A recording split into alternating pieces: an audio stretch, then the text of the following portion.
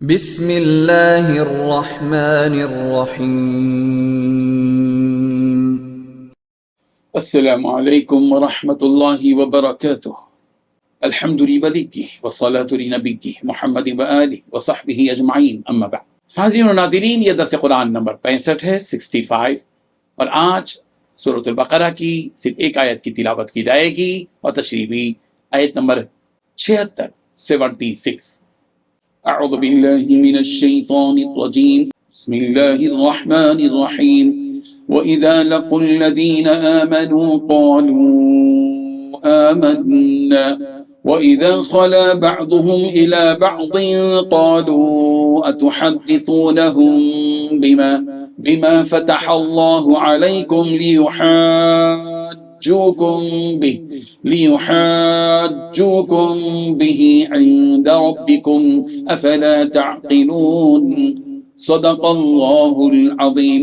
لفظی ترجمہ یوں ہے، اور وَإِذَا، اور جب لَقُوا الَّذِينَ ملتے ہیں ان لوگوں سے، آمنوا جو ایمان لائے، قالوا کہتے ہیں آمنا ہم ایمان لا چکے، وَإِذَا خَلَا اور جب تنہا ہوتے ہیں، بعضهم ان میں سے بعض، إِلَى بعض کچھ دوسروں کے ساتھ، قالوا کہتے ہیں أَتُحَدِّثُونَهُم کیا تم بیان کرتے ہو ان سے، بِمَا فَتَحَ اللَّهُ اس کو جو ظاہر کیا ہے اللہ نے، علیکم تم پر، لِيُحَاجُّوكُم تاکہ وہ تم کو حجت میں مغلوب کریں، بھی اس کے ذریعے سے، عند ربکم تمہارے پروردگار کے نزدیک، افلا تعقلون بس کیا تم سمجھ نہیں رہے ہو۔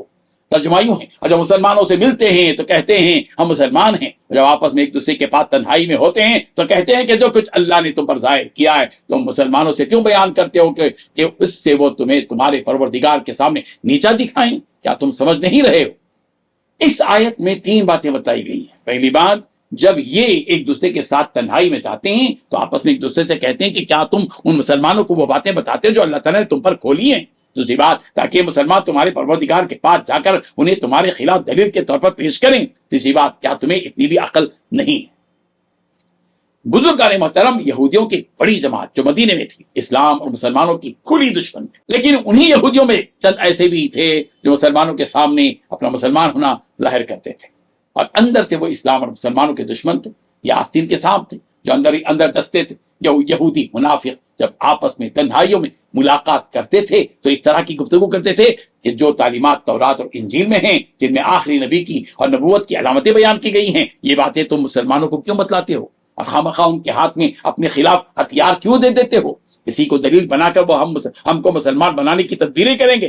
یہ منافق یہودی یہ سمجھ رہے تھے کہ ان کے بتانے ہی سے مسلمانوں کو معلوم ہوگا، ورنہ نہیں ہوگا۔ اللہ تعالیٰ نے منافقوں کی قلعی کھول دی اور ان کی اندرونی شرارتوں کو باہر کر دیا، اور یہ حقیقت بتلا دی کہ کیا یہ منافق یہودی اتنا بھی نہیں جانتے کہ اللہ تعالیٰ کو اس کی بھی خبر ہے جسے یہ چھپاتے ہیں، اور اس کی بھی خبر ہے جس کو وہ بتلاتے ہیں۔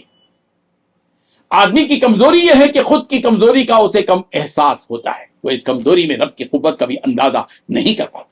کمزور سب کو یہاں تک کہ رب کو بھی کمزور سمجھ لیتا ہے، نادان اپنی نادانی میں سب کو یہاں تک کہ رب کو بھی نادان سمجھ لیتا ہے۔ نعوذ باللہ من ذالک، یہی اس کے نادان ہونے کی واضح علامت ہے، جبکہ اللہ تعالیٰ علیم و خبیر ہے، ظاہر و باطن ہے، وہ اول و آخر ہے، وہ سمیع و بصیر ہے، وہ ان اللہ علی کل شیء قدیر ہیں، وہ فعال لما یرید ہیں۔ اللہ تعالیٰ ان حقائق کو سمجھنے کی ہم سب کو توفیق عطا فرمائے۔ یہاں جو قرآن مجید میں افلا تعقلون کہا گیا، قرآن مجید کی مختلف آیات میں بھی یہ سوال کیا گیا، کیا تم کو سمجھ نہیں ہے، کیا تم عقل نہیں رکھتے۔